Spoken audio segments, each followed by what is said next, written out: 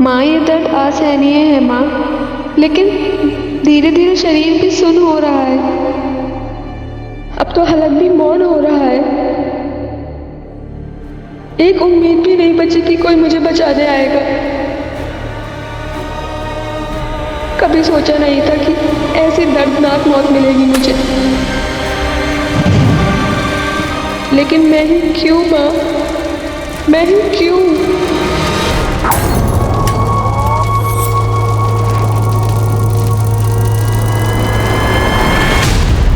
एक शरीर राख हो गया, एक मासूम लड़की की जिंदगी मौत की गिरफ्त में समा गई। साल 2020 ने हमें कई नए मंजर दिखाए हैं और न जाने अभी और क्या क्या देखना बाकी है। लेकिन क्राइम अगेंस्ट वुमेन यानी कि औरतों के खिलाफ होने वाले अपराधों के मंजर आज हमारी जिंदगी में आम से हो गए। कहते हैं कि महाभारत का युद्ध इसलिए हुआ क्योंकि एक महिला की गरिमा को ठेस पहुंचाई गई थी।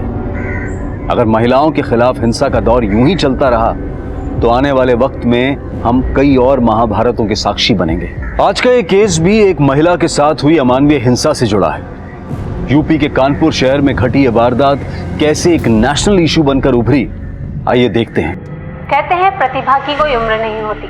इसी बात को कानपुर के आरपी इंजीनियरिंग कॉलेज के 3 विद्यार्थियों ने साबित कर दिखाया है। इन्होंने यूनिक स्पेस इनोवेशन की राष्ट्रीय प्रतिस्पर्धा के लिए एक थ्योरेटिकल मार्स लैंडर बनाया है। अब ये प्रोजेक्ट स्पेस रिसर्च इंस्टीट्यूट तक भी पहुंच गया है और वहां वैज्ञानिकों के साथ मिलकर ये विद्यार्थी रनिंग मॉडल बनाने पर काम करेंगे। रिमी, तुम इस टीम की लीडर हो, कैसा लग रहा है तुम्हें?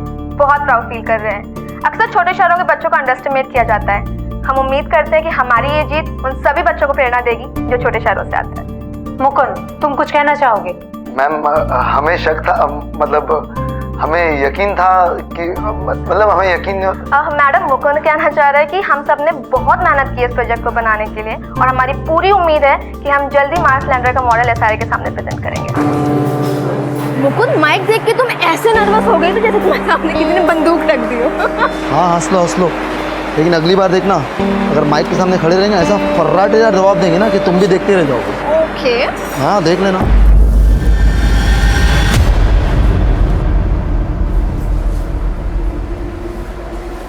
हेलो, तुम ही जाओ, तुम्हारा दोस्त है मेरा थोड़ी। हाय। हाय। नहीं, तो मुकुंद की बात पे ध्यान मत दो। चलो मैं बात करते हैं। हाँ। रिमी, तुम बिल्कुल फिक्र मत करो। कॉलेज में किसी भी प्रकार के भेदभाव के लिए कोई जगह नहीं है। ओके, मैं किसी न किसी प्रोजेक्ट ग्रुप में नईम के लिए जगह बना लूंगा।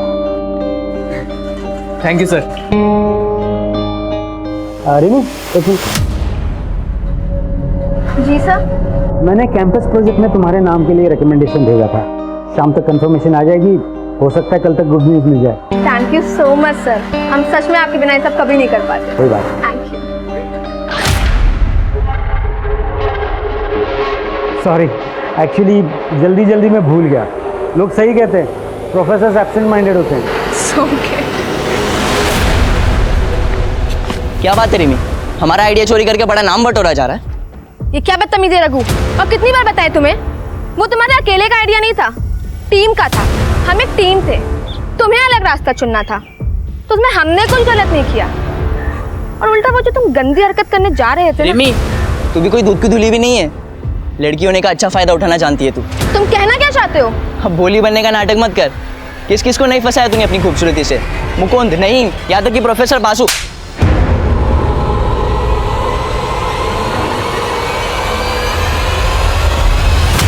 आई नहीं यार अब तक गोविंद।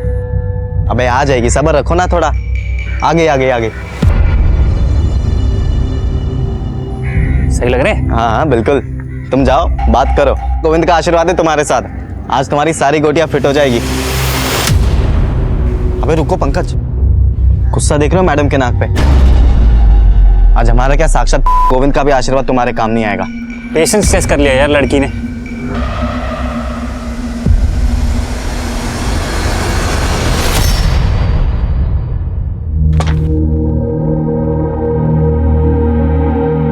कहाँ जा रही हो डिम्पी दी? घर, और कहाँ? एक ही दिन की तो बात है, कल चलते हैं ना दोनों साथ में। वैसे भी बासु सर ने मेरा कैंपस सिलेक्शन में नाम दिया है, कल तक कंफर्मेशन आ जाएगा, फिर चलेंगे। रिमी, हम अब नहीं रुकने वाले हैं। 1 हफ्ते से तो रुके हुए हैं यहाँ पे।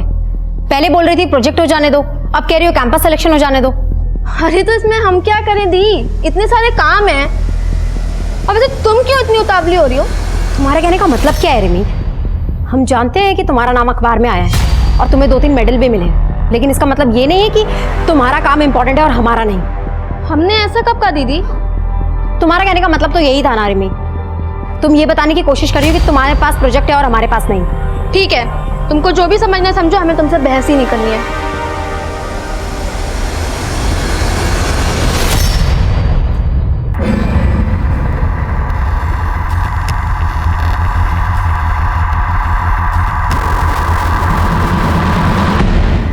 बोला था ना, she will not come. Plan successful. See you at 7:30। Bye.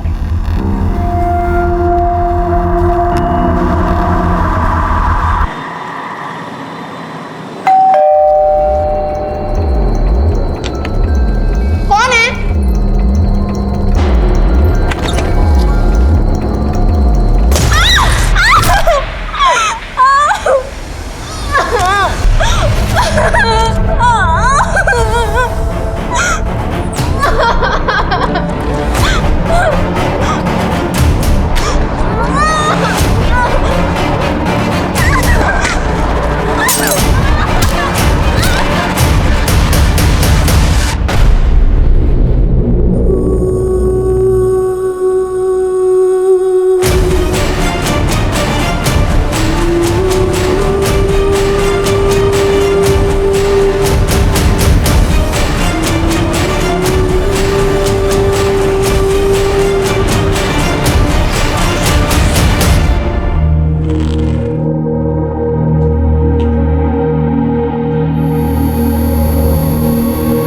ये क्या है? अरे हमने दवाई खा ली है, भूल गई क्या? कल रात को दवाई खाई थी आपने, अभी नहीं खाई है। लीजिए। कल रात को खाई थी? ऐसा? लीजिए।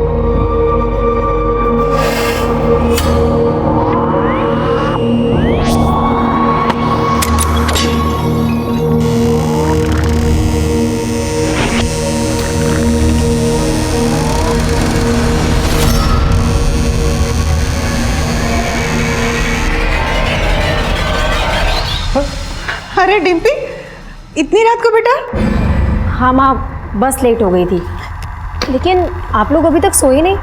हम आपको डिस्टर्ब नहीं करना चाहते थे, इसलिए खुद से चाबी खोल के अंदर आ गए। और रिमी कहाँ है? वो उसे कुछ काम था तो वो कल आएगी। अरे तो तुम भी और एक दिन रुक जाती, कल उसी के साथ आ जाती। उसे क्यों अकेला छोड़ दिया? अच्छा आप चिंता मत करिए, हम फोन करके देखते हैं उसको। रिमी रिमी रिमी, इस घर में तो मेरी किसी को कदर ही नहीं, सिर्फ एक ही बेटी है।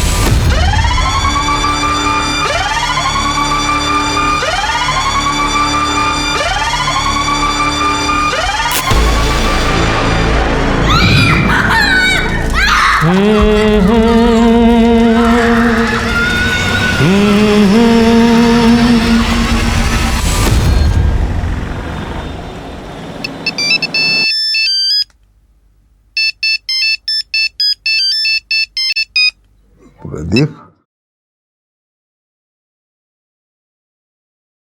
हेलो।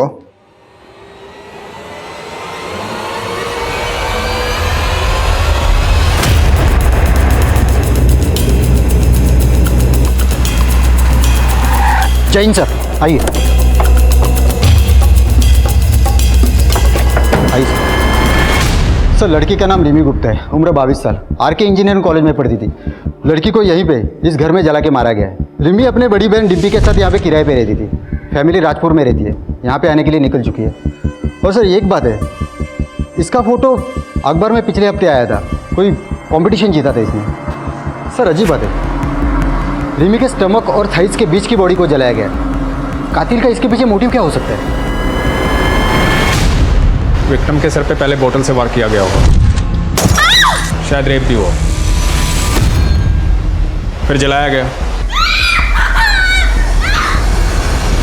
पॉसिबल है कि रेप को छुपाने के लिए सब किया गया। और सर मोबाइल भी नहीं मिला। अशोक जी। जी सर। कुछ मिला? नहीं सर, बड़ी अजीब बात है सर। ना ही दरवाजे पे ना ही कहीं और घर पे कहीं एक भी फिंगरप्रिंट नहीं मिला है।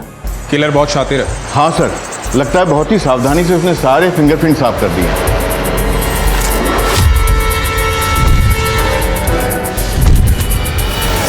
सर, इस घर के मालिक प्रदीप शर्मा ने सबसे पहले बॉडी देखी और उन्होंने हमें इन्फॉर्म किया। आज सुबह जब हम सैर के लिए निकल रहे थे तभी हमने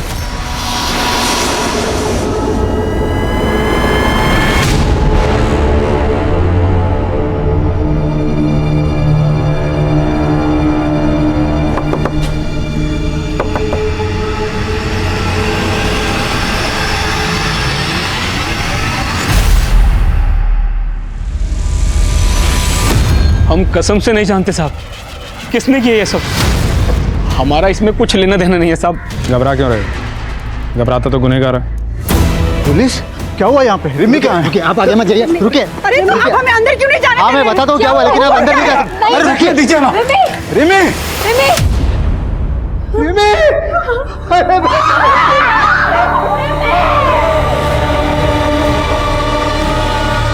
मम्मी, मैं बहुत लकी हूँ जो आप मुझे मिले।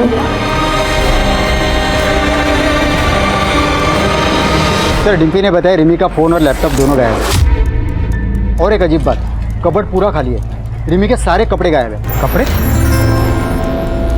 लैपटॉप और फोन गायब हो सकता है, पर कपड़े कोई क्यों चुराएगा? सर, पिछले 4 सालों से मेरी दोनों बच्चियां यही कानपुर में रहती है और न कभी उनके कॉलेज से न मकान मालिक से कोई शिकायत नहीं आई। और हमारी रिमी तो बड़ी होनहार लड़की थी। डिम्पी, तुम रिमी के साथ रहती थी, किसी पे कोई शक कभी कुछ हुआ हो आजकल या पहले? हाँ सर, 2 लड़के थे, वो कर सकते हैं ऐसा काम। कौन लड़के? पंकज और गोविंद, वो हमारे पीछे पड़े रहते थे। तकरीबन 1 साल पहले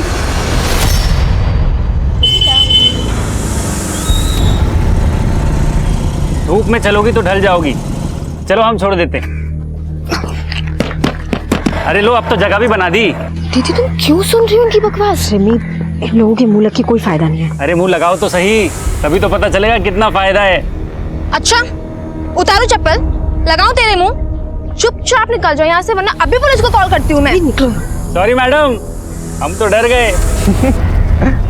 अच्छा सुनो, प्लान में चेंज है। मीठी वाली को तुम रखो।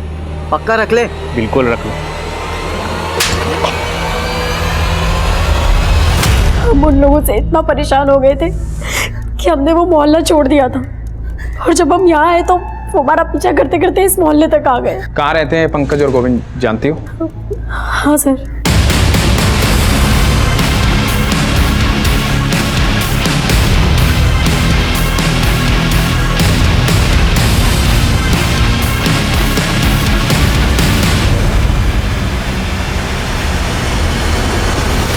सर, पंकज और गोविंद कुछ देर पहले अपना मकान खाली करके चले गए, लेकिन उनके कोचिंग इंस्टीट्यूट का पता चला है।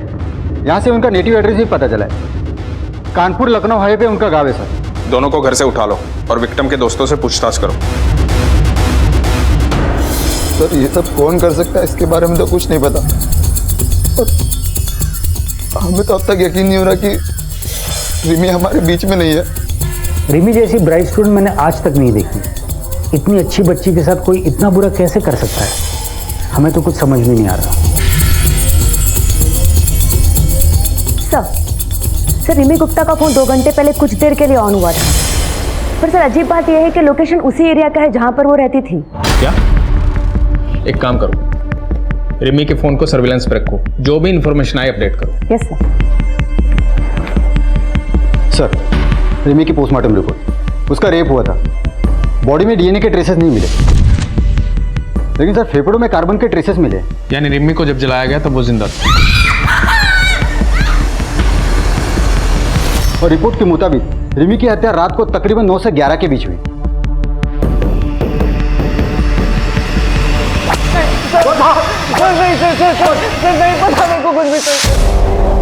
बोलो। सर, मेरा उस लड़की से कोई लेना देना नहीं था, वो तो पंकज ही उसके पीछे पड़ा था। वो शाम को उसके घर पे भी गया था सर, आप उसी से पूछ लीजिए। आगे एक सवाल का जवाब नहीं देंगे। हमें यहाँ लाके ठीक नहीं किए। नौकरी जाएगी आपकी और इस हवलदार की भी। चाचा बड़े नेता हैं हमारे। आने दो उनको, वो फटकार मिलेगी, वो फटकार मिलेगी। चाचा और भतीजा नालायक, सच बोल। नहीं तो चाचा यहाँ नहीं अस्पताल में मिलने आएंगे। हम तुमको बहुत पसंद करते हैं रिमी, आई लव यू। पर हम नहीं करते। इतनी सी बात समझ क्यों नहीं आती तुमको? अब तक हम तुमको जितना परेशान किए ना, उन सबके लिए सॉरी। अगर तुम चाहते हो ना हम तुम्हें सच में माफ कर दें तो हमको स्टॉक करना बंद कर दो बस। चलो जाओ। इसके बाद हम वहाँ से वापस आ गए, हमें नहीं पता फिर वहाँ क्या हुआ। चाचा के भतीजे। बोल, तुम दोनों ने मारा उसे, बोल। नहीं साहब, हमें कुछ नहीं पता साहब। ऐसे नहीं बोलने का।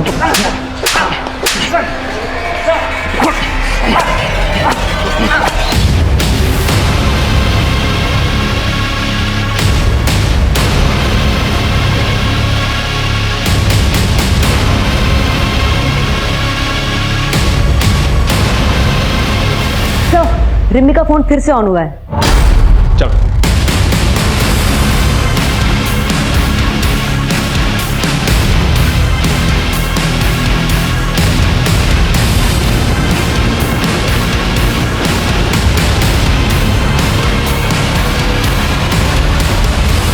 अरे पकड़ो इसे। अरे ये हमारा फोन है, फोन वापस दो। अरे रिमी दीदी का फोन अब हमारा है।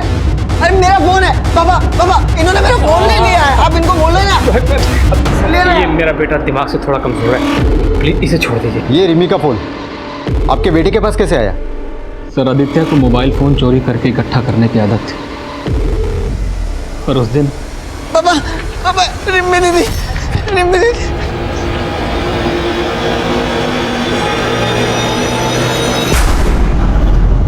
रिमी दीदी।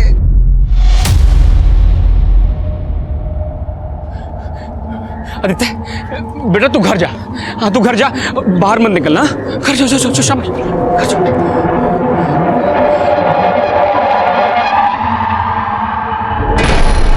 आदित्य, आप रिमी को जानते हो?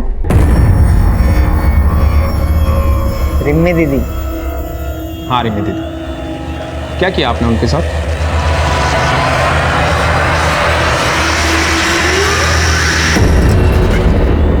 शादी किया, रिमी दीदी के साथ शादी किया। क्या हुआ था उस दिन? किसने जलाया उसे? किसी को देखा था वहां? सब जल गया, सब जला दिया।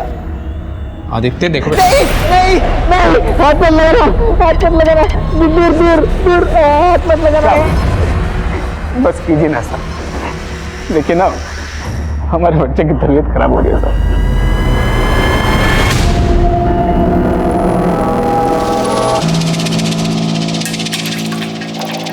सर। आदित्य के पास हमें जितने भी मोबाइल मिले सब चोरी के थे। उसके पड़ोसी ने बताया कि पिछले 5 सालों में उनके घरों से कई मोबाइल चोरी हो गए। हम ये पता लगाने की कोशिश कर रहे हैं कि कौन सा मोबाइल किसका है। रिमी का फ़ोन अनलॉक हुआ? नहीं सर, हमने IT डिपार्टमेंट को बोला है। सर, आदित्य का फ़ोन स्कैन किया हमने, उसमें रिमी और डिम्पी के कई सारे फोटोज और वीडियोज़ है जो चुपके से ली गई है। ये वीडियो रिमी की मौत के 1 दिन पहले का वीडियो है। पापा इतनी जल्दी शादी क्यों करनी है? एक बार डिम्पी दी का ग्रेजुएशन हो जाने दीजिए, उसके बाद शादी की बात कर लीजिएगा। अरे 21वें साल में ग्रेजुएशन हो जाती है सबकी। तेरी दीदी जो है कुछ महीनों में 25 की हो जाएगी। अब तक ग्रेजुएशन नहीं हुआ उसका, अब कब तक पढ़ती रहेगी? आपने अपने बयान में लिखवाया था कि आप रिमी से 2 हफ्ते पहले मिले थे। ये वीडियो रिमी की हत्या से 1 दिन पहले का है। मतलब आप कहना क्या चाहते हैं? मतलब आप हम पर शक कर रहे हैं? देखिए हम भी पुलिस में थे। आपको ये कहना कि हम ही ने हमारी बेटी को, देखिए हम 2 हफ्ते पहले मिले थे रिमी से। झूठ मत बोलिए इंद्रजीत जी, सबूत है हमारे पास। क्या सबूत है? ये क्या सबूत दिखा रहे हैं? हम जो बोल, हम झूठ बोल रहे हैं क्या? बताइए। 1 मिनट सर, हमारे पापा अल्जाइमर के पेशेंट हैं, वो अक्सर चीज़ों को भूल जाते हैं। अरे हमने दवाई खा ली है, भूल गई क्या? कल रात को दवाई खाई थी आपने, अभी नहीं खाई है। इसी बीमारी के चलते पुलिस डिपार्टमेंट ने उन्हें जल्दी रिटायर करा था। वो झूठ नहीं बोल रहे, वो इस घटना को भूल चुके हैं। ठीक है। इंद्रजीत, आदित्य और प्रदीप, और वो दोनों लड़के गोविंद और पंकज, इन सब के काले चिट्ठे निकालो। कातिल इनमें से कोई है। सब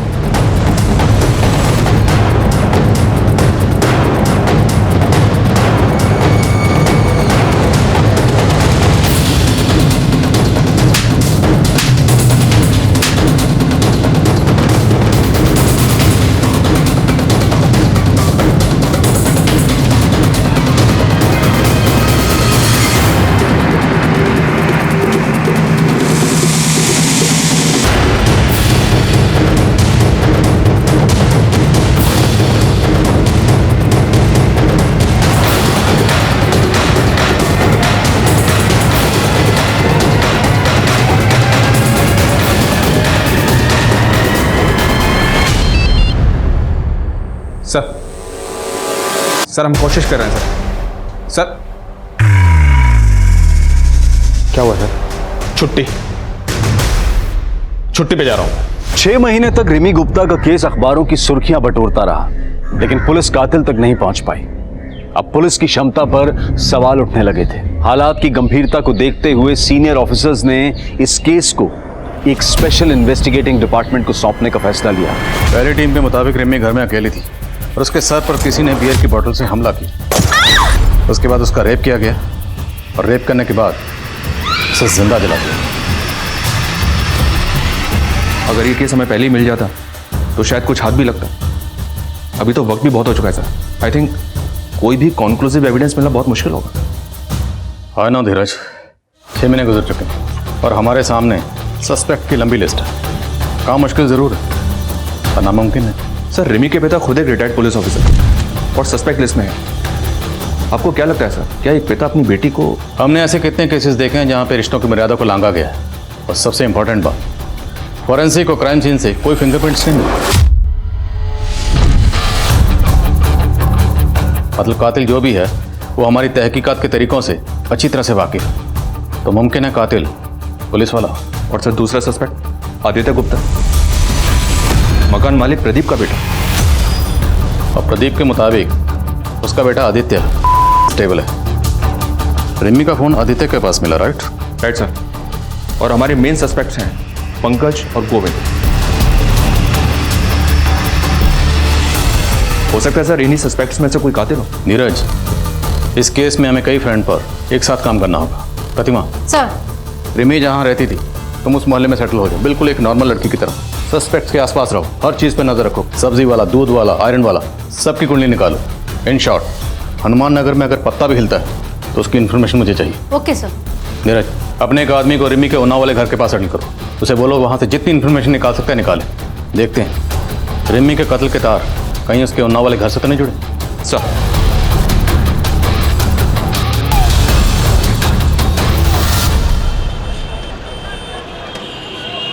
एक पिता अपनी बेटी को सपनों की ऊंची उड़ान उड़ता हुआ देखना चाहता था, लेकिन आज उसकी तस्वीर के सामने बेबस और लाचार खड़ा हुआ है। कभी खुद पुलिस डिपार्टमेंट का हिस्सा रहे इंद्रजीत गुप्ता आज अपनी बेटी को ही न्याय दिलाने के लिए दर दर भटक रहे हैं।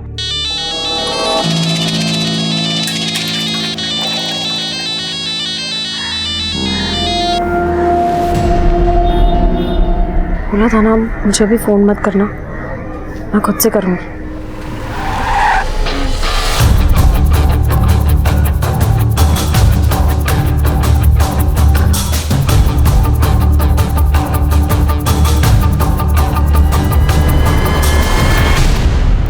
सर हम कौन सी नई बात बताए अब आपको? जो कुछ भी हमें मालूम था सब तो बता दिया। फिर भी कोई ऐसी बात जो आप लोग बताना भूल गए हो? कुछ भी, कोई भी छोटी बड़ी बात रिमी से जुड़ी हुई? सर आदित्य हमारे लैंडलॉर्ड का बेटा अक्सर अजीब हरकतें किया करता था। पहले हमने इस बारे में कभी ध्यान से सोचा नहीं, लेकिन अब सोचते हैं तो लगता है कि अब क्या लगता है? ऐसा लगता है कि रिमी के लिए उसके अंदर एक जुनून और एक दीवानापन था। अरे डिम्पी, तू कब आई कॉलेज से? रिमी कहाँ है? ये लोग कौन? हमारे पापा अल्जाइमर के पेशेंट हैं, वो अक्सर चीज़ों को भूल जाते हैं।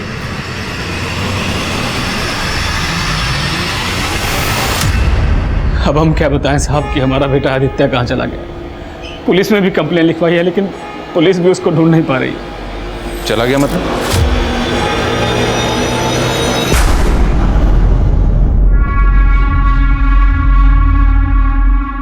आदित्य बेटा यहाँ कहाँ बैठा है?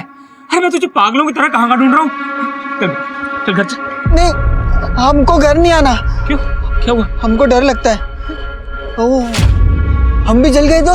नहीं, हम भी आएंगे। नहीं नहीं नहीं नहीं, कुछ नहीं, मैं हूं ना, मैं हूं। नहीं नहीं कुछ नहीं, नहीं, हमको नहीं आना, हमको घर नहीं आना। नहीं नहीं, हमको घर नहीं आना। नहीं आदित्य, पता नहीं साहब, पूरा 1 महीना हो गया, पता नहीं किस हालत में होगा मेरा बच्चा। कहीं ऐसा तो नहीं कि प्रदीप ने खुद ही अपने बेटे आदित्य को कहीं छुपा दिया ताकि हमसे बचा सके उसे? ऐसा लगता तो नहीं है सर। 1 महीने पहले पुलिस कंप्लेंट दर्ज करवाई थी उसने। आदित्य के पीछे खबरें को लगाओ। जी सर, मैंने इंद्रजीत की फैमिली के सभी मेंबर्स की कॉल डिटेल्स निकालने के लिए भी कह दिया। हो सकता है सर कोई पारिवारिक दुश्मनी का मामला हो, जवान लड़की थी, कोई प्यार व्यार का चक्कर हो।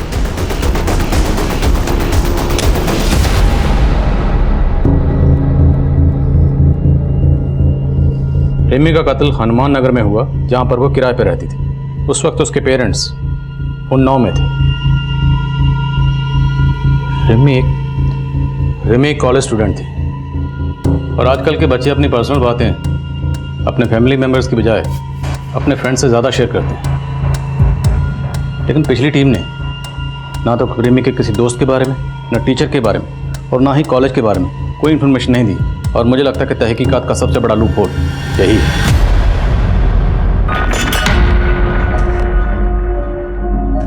रिमी पूरे कॉलेज में बहुत फेमस लड़की थी, और मैकेनिक्स में अकेली लड़की थी वो।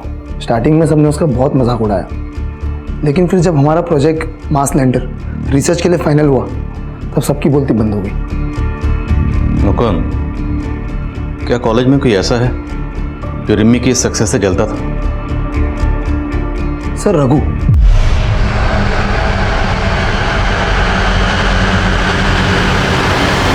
रघु रिमी से बहुत नाराज था। पहले वो भी हमारी टीम में था। मुकुंद, रघु हमें धोखा दे रहा है। उसने प्रोजेक्ट सबमिट भी कर दिया, लेकिन हमारा नाम ही नहीं दिया है। What? हाँ सर, हमने तुरंत एचओडी को कंप्लेंट कर दी। फिर उसके बाद हमारे मेल्स और रिसर्च दिखाए उनको। टीचर्स ने तो हमारे ग्रुप से निकाला और फिर सस्पेंड कर दिया। सर, रघु काफ़ी गुस्से लड़का है। जब हमारी टीम को फर्स्ट प्राइज मिला, वो भौंकला गया, और उसने रिमी को धमकी भी दी। इसका बदला हम जरूर लेंगे।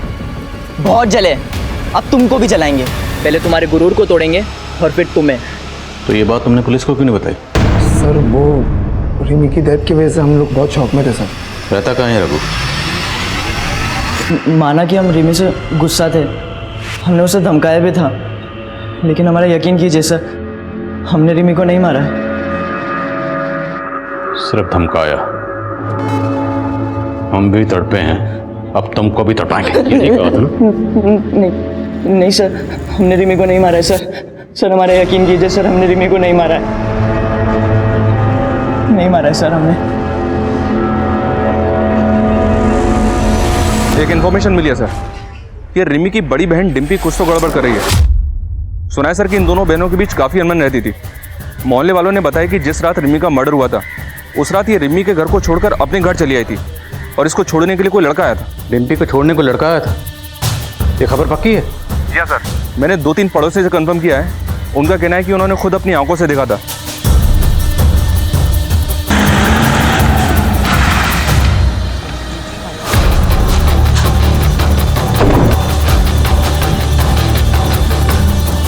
डिम्पी, झूठ मत बोलना। कत्ल की रात तुम किस लड़के के साथ थे? सब हम किसी लड़के के साथ नहीं थे। हम तो सीधा कानपुर से बस लेके अपने घर आए हैं। लगता है तुम्हें भी अपने पापा की तरह भूलने की आदत हो गई। लेकिन एक बात याद रखना, जितना ज्यादा झूठ बोलोगी उतना ज्यादा फंसोगी। सर, हम उस रात अपने बॉयफ्रेंड नील के साथ थे।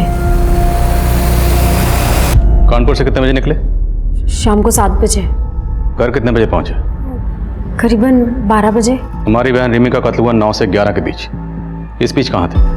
वो नील का जन्मदिन था, हम उसी के साथ थे। सर उस रात हमारा जन्मदिन था, तो मैंने और डिम्पी ने डिसाइड किया कि हम दोनों मेरे घर पर कुछ टाइम स्पेंड करेंगे और उसके बाद मैं अपनी गाड़ी से डिम्पी को उसके घर उन्नाव छोड़ दूंगा। इस नील के कॉल रिकॉर्ड्स निकलो, देखते हैं इसकी बात में कितनी सच्चाई है। सर क्या आपको लगता है कि रिमी की मौत की जिम्मेदार उसकी बहन डिम्पी है? खून के रिश्ते कितने भी गहरे क्यों ना हो, लेकिन नफरत और जलन की आग किसी भी रिश्ते को जलाकर खाक कर देती। निप्पी ने हमारे सामने आदित्य का नाम लिया। हो सकता है उसने खुद से और अपने बॉयफ्रेंड नील से ध्यान हटाने के लिए किया। तो रिमी की मौत की वजह डिम्पी की जलन है, बात कुछ और है।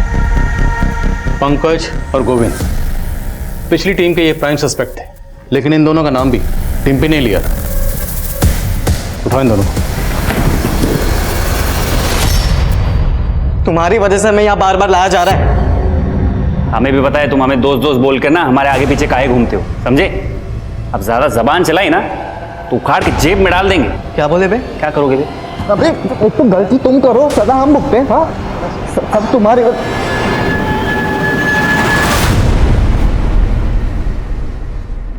ये नौटंकी बंद करो और ये बताओ कि रिमी को क्यों मारा? सर हम इतने महीने से एक ही बात कह रहे कि हम बेकसूर हैं, हमने इस सब में कुछ भी नहीं किया।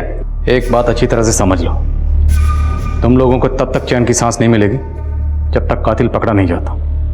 इसलिए सोचो, अच्छी तरह से सोचो। सर एक लंबा सा लड़का था जिसका रिमी के घर पे आना जाना लगा रहता था हमेशा, और सर जिस दिन ये सब कुछ उस दिन शाम को भी आया था वो।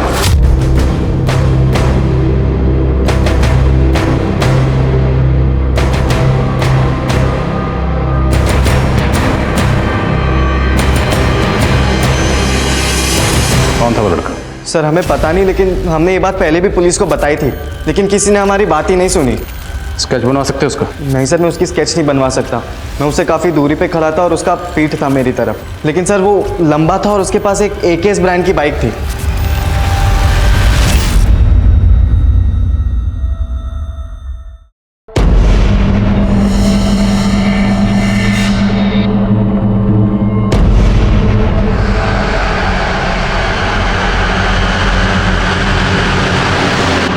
संदिग्धों की लंबी लिस्ट में एक और व्यक्ति शामिल हो गया था, जिसका ना तो कोई नाम था और ना ही कोई चेहरा, लेकिन पुलिस पूरी शिद्दत के साथ हर नए उभरते एंगल को टटोल रही थी। एक तरफ पुलिस एक एक कड़ी जोड़ रही थी और वहीं दूसरी तरफ रिमी के परिवार वाले धीरे धीरे अंदर ही अंदर टूटते जा रहे थे। पापा थोड़ा सा खाना खा लीजिए। नहीं खाना है हमें। तुम अगर रिमी को अकेला नहीं छोड़ के आती तो आज ये सब कुछ नहीं होता, लेकिन इसे आके उस लड़के के साथ आवारागर्दी जो करनी थी, छोड़ा ही हमारी रिमी को अकेला। इसी की वजह से हुआ है सब कुछ, इसी की वजह से। वो खाना खिला रही है हमें।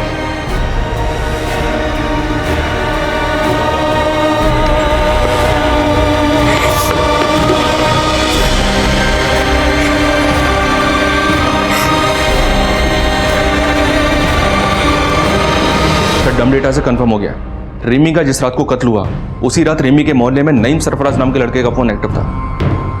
नईम सरफराज ये रिमी का दोस्त है ना? हाँ सर, हम उस शाम रिमी के घर गए थे, उसे कॉन्ग्रेचुलेशन कहने, उसका कैंपस सिलेक्शन जो हो गया था। रिमी के तो और भी बहुत दोस्त थे, तो सिर्फ तू ही क्यों गया? सर हम और रिमी एक दूसरे से बहुत प्यार करते थे। नईम, क्या हुआ? मिठाई लाए हो? क्या बात है, किसी मिठाई की शॉप में पार्ट टाइम जॉब कर ली है? बताते हैं पहले अंदर तो आने दो। अरे अब बताओ भी। सबसे पहले तो ये मुंह मीठा करो। तो केविन, बात ये है जो हमारी मोहतरमा है मिस रिमी गुप्ता, उनका कैंपस सिलेक्शन हो गया है, वो भी एक मल्टीनेशनल कार मैन्युफैक्चरिंग कंपनी में। क्या?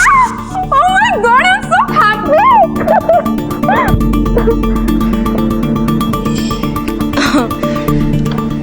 थैंक यू बताने के लिए। चलो अभी तुम जाओ। सुन बे हीरो, अगर तू और झूठ बोलेगा ना तो यहाँ से नहीं निकल पाएगा। अब सच बोलेगा या हम सच बुलवाएं? सर हम सच कह रहे हैं।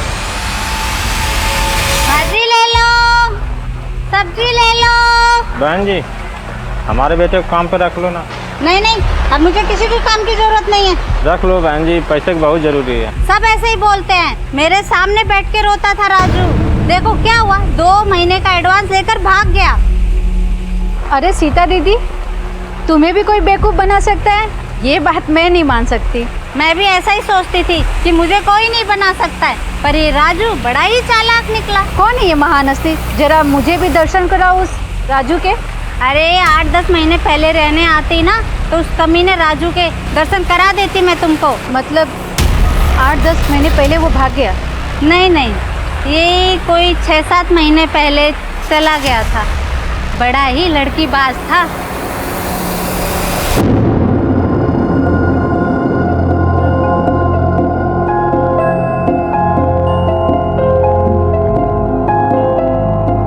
ए राजू, कहाँ जा रहा है? काम नहीं करना?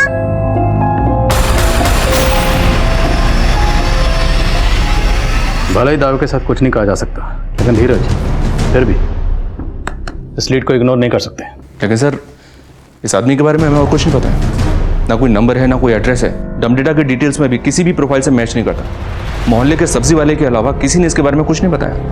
प्रतिमा, तुम श्योर हो वो सब्जी वाली सच बोल रही है? सर, इतने नामों को हमने टटोला, इस आदमी को भी टटोल कर देख लेते हैं। एक काम करो, कत्ल के 7 दिन पहले का डमडाटा निकालो, उसमें जितने भी प्रोफाइल्स हैं सारे प्रोफाइल से स्केच मैच करो, शायद कुछ मिल जाए। और मोहल्ले में भी सबको ये स्केच दिखाओ, शायद कोई क्लू मिल जाए।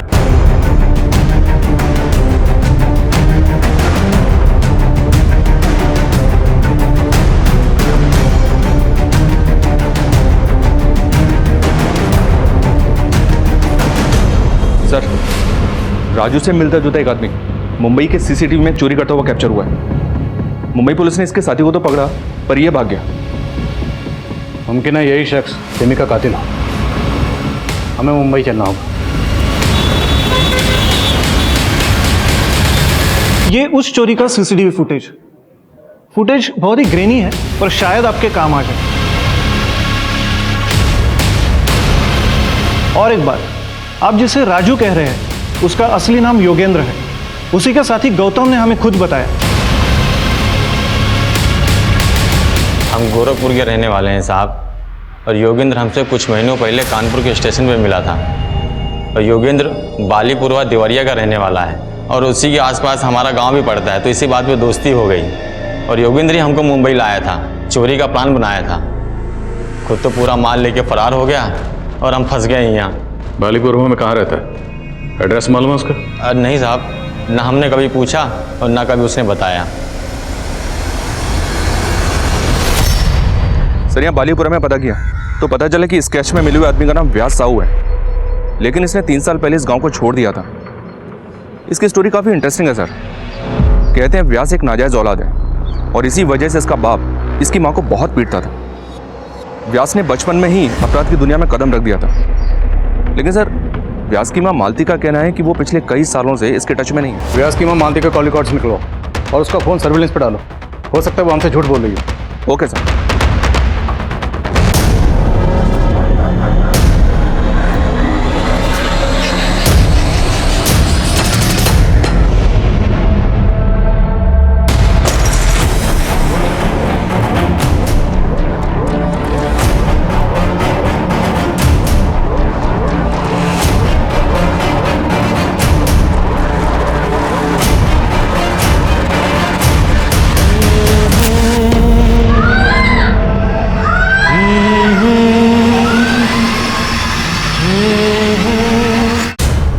सर, व्यास की माँ मालती को लखनऊ से एक नंबर से 3 बार कॉल आया है।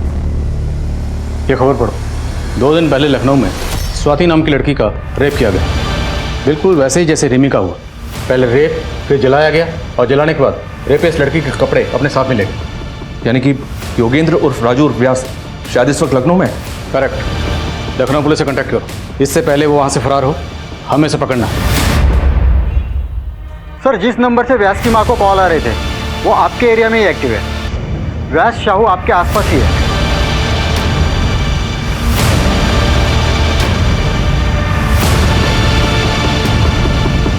सर, वो आ रहा है।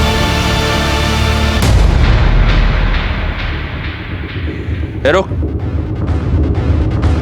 इधर आ। अरे आना। रुक।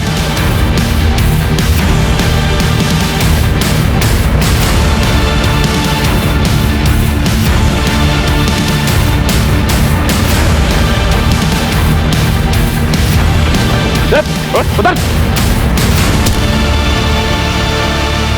राजू उर्फ योगेंद्र उर्फ व्यास साहू, बहुत शौक है ना तुझे लोगों को तड़पाने का, अब तू तड़पेगा।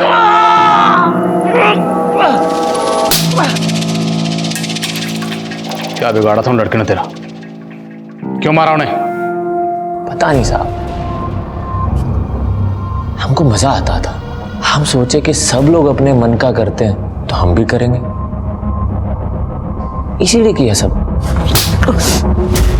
रिमी, उसे क्यों मारा और कैसे मारा? वो पसंद आ गई थी साहब हमको। एक दिन हम उस लड़की के घर के बाहर खड़े थे, हमने देखा कि उसकी बहन सामान लेके बाहर जा रही, तो चले गए साहब उसके घर में। कौन है?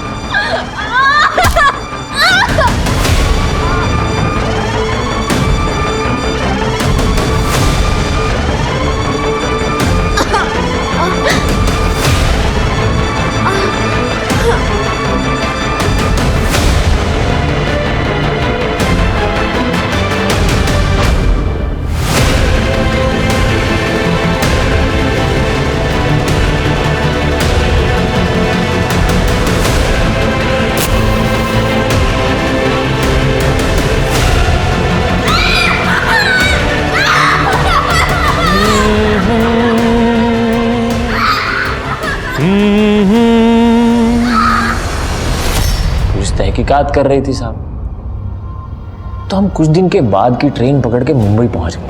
तो कानपुर स्टेशन पे हमारी मुलाकात हुई गौतम से। हम दोनों ने मिलकर खूब चोरियां की साहब। तो जो कीमती सामान चुराता था उसका क्या करता था? वो तो हम लोकल चोर बाजार में बेच देते थे साहब। और वो लड़कियों के कपड़े वो क्यों चुराता था? खुशबू आती थी साहब, हमारे शिकार की खुशबू। लड़कियों के कपड़े ओढ़ के सोने का मजा ही अलग है साहब। अब तुझे मजे हम दिलाए।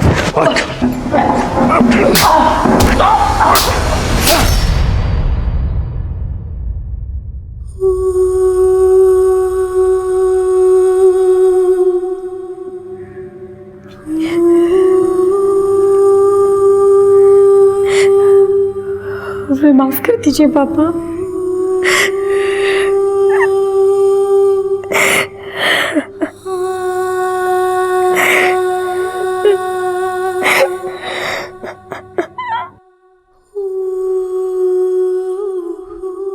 व्यास से आगे पूछताछ करने पर पुलिस को कई चौंका देने वाली जानकारियां मिली। व्यास ने अलग अलग शहरों में 10 लड़कियों का बलात्कार और कत्ल किया था। उसके घर से तकरीबन 200 लड़कियों की ड्रेसेस बरामद हुई। व्यास की मानसिक स्थिति की भी जांच करवाई जा रही है। आदित्य के पास रिमी का फोन कहां से आया, यह भी एक राज बना हुआ था। पुलिस का अनुमान था कि शायद भागते वक्त कातिल के हाथों से फोन गिर गया होगा और आदित्य ने आदतवश उसे उठा लिया होगा। रिमी जैसी होनहार लड़की के साथ जो हुआ वो काफी अफसोसजनक है। एक समाज की प्रगति काफी हद तक इस बात पर निर्भर करती है कि उस समाज की महिलाएं कितनी सुरक्षित हैं, और महिलाओं को एक महफूज माहौल मुहैया कराना समाज का दायित्व है। अगर आज के दौर की बात करें तो CCTV cameras, alert security staff और डे नाइट पेट्रोलिंग, ये सभी चीजें क्राइम अगेंस्ट वुमेन पर काबू पाने के लिए बहुत ही असरदार साबित हो सकती हैं। हर राज्य, हर जिले, हर गांव, हर शहर की पुलिस को इन मुद्दों पर ध्यान देना चाहिए, ताकि हमारे देश की महिलाएं डर और दहशत के माहौल से परे आत्मविश्वास की जिंदगी जी पाएं। अब मैं अनूप सोनी आपसे विदा लेता हूं, फिर मुलाकात होगी क्राइम पेट्रोल सतर्क में एक और नए केस के साथ। तब तक अपना और अपने परिवार का ख्याल रखें, सतर्क रहें, सुरक्षित रहें और देखते रहें क्राइम पेट्रोल सतर्क। जय हिंद।